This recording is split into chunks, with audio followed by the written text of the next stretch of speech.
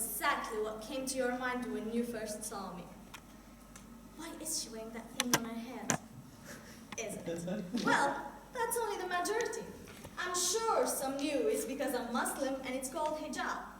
While others may have thought, oh look, here's another oppressed woman that has a husband who beats her up every day, she surely has difficulties in her life and cries every day, she's not allowed to do anything, and she must be forced to do everything that men think is right, and she probably has kids who dream to be terrorists and she can do nothing about it. Poor woman. I'm the kid here.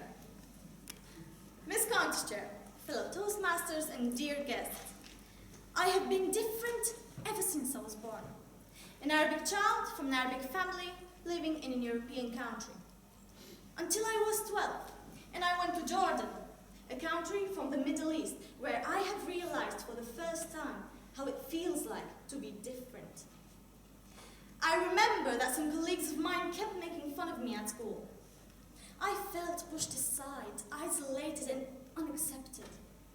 And the whole thing kept happening every single day. Until the school's principal found out about it. Now you must know that in the world there are few big fears, like the fear of public speaking, the fear of death.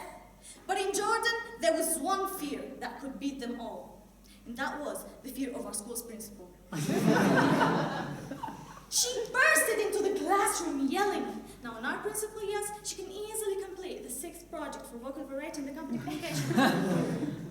She entered the classroom and said, pointing at me, looking at them, this girl comes from Romania, a different country with different culture, and you treat her like that. Shame on you. After she left, I suddenly became popular. But I've learned something. That as an European child in an Arabic country, I was different, but still the same. 2 years later, I came back to Romania after I started wearing hijab and managed to completely forget the Romanian language. I came back, but for me, it was a new society in which I didn't know how accepted I was going to be. While walking in public, I felt that all eyes were on me. Some passers-by, when they saw me, they tried to say, "Assalamu alaikum," laughing, just to see my reaction. Well, my reaction was, I just want to disappear right now. And sometimes people came to me, and they asked me to say, "Assalamu alaikum." So I usually say, well, it's just like I said it. And they say, no, I want to hear you saying it clearly and slowly, so I can hear every single word. And they look at me like a camel looks at a baklava. And in that special moment, all I can think about is, I'm not going home tonight, am I? Well, right now, things are very different from how they were 5 years ago. Right now, when a passerby says, "Assalamu alaikum," I say, exercise more, buddy. And when someone asks me to say, "Assalamu alaikum," I tell them, okay, I'm also going to give you a bunch, just watch me carefully. So they say, okay, and then I start. "Assalamu alaikum wa rahmatullahi wa barakatuh." Oh, can you repeat it? Of course I can, but can you even hear it? So eventually they end up pissed off, but I am in peace. And sometimes I go out with my Arab girlfriends, who also wear hijab, obviously. So we're about 7 girls wearing hijab walking together down the street. I don't know if you can imagine that. 7 girls, 7 hijabi girls. So everyone around us was looking. Some looked so surprised, like, whoa, where did they all come from? While others started giving us looks. You know, that kind of looks.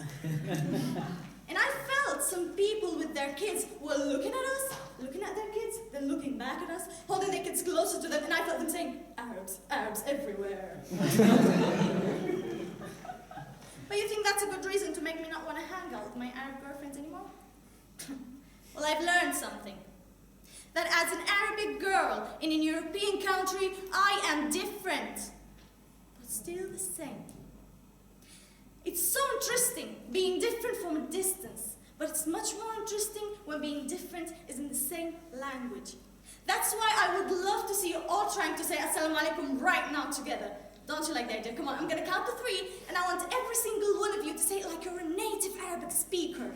We will all say Assalamu alaikum after I count to 3. Are you ready? Yeah. 1, 2, 3. Oh, that was good! But you still need to exercise. Now you can see that talking Arabic as European people, you are different, but still the same. Do you know what Assalamu alaikum means? Peace be upon you. And the answer is wa alaikum salam, which means upon you be peace. And in peace I am. And I'm proud of the person I am today, despite the way I dress, the way I look, the way I talk. So don't be afraid to be the different fish in the sea in whatever you do. Just have faith and the courage to say, this is me. Because in the end of all, I am not beautiful like you. I am beautiful just like me. And no matter how different we can all be, remember, we will always be the same. Assalamu alaikum.